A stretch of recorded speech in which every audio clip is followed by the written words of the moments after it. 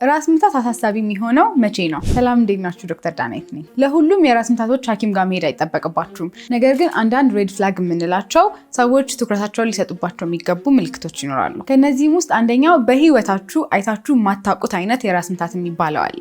በእንግሊዝኛው worst headache of your life ይባላል። ይህም ማለት ምንድነው? በጣም በድንገት ይመጣል፣ እንዲሁም በጣም ኃይለኛ ነው። እንደዚህ ያሉ የራስ ምታቶች በጭንቅላት ውስጥ ደም ሲፈስ እንዲሁም ደግሞ ስትሮክ ሲኖር የሚታዩ የራስ ምታት አይነቶች ናቸው። ሁለተኛ ደግሞ ራስ ምታቱን ተከትለው የሚመጡ ምልክቶች ካሉ ነው።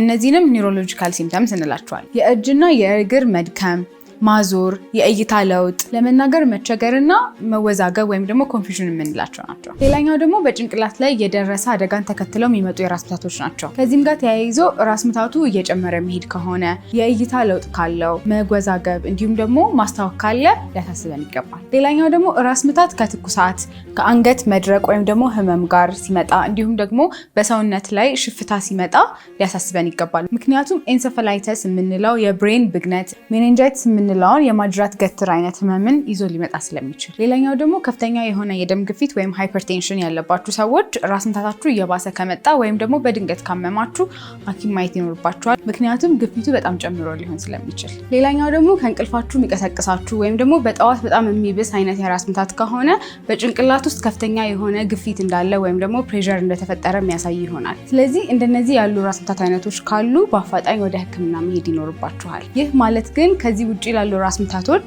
ህክምና አታድርጉባቸው ማለት አይደለም። ያም ማለት ኦቨር ዘ ካውንተር የምናገኛቸውን እንደ ፓራሲታሞል ያሉ መድኃኒቶችን መጠቀም ትችላላችሁ። ይህ መልእክት ከጠቀማችሁ አካውንቴን ፎሎ አድርጉልኝ። አመሰግናለሁ።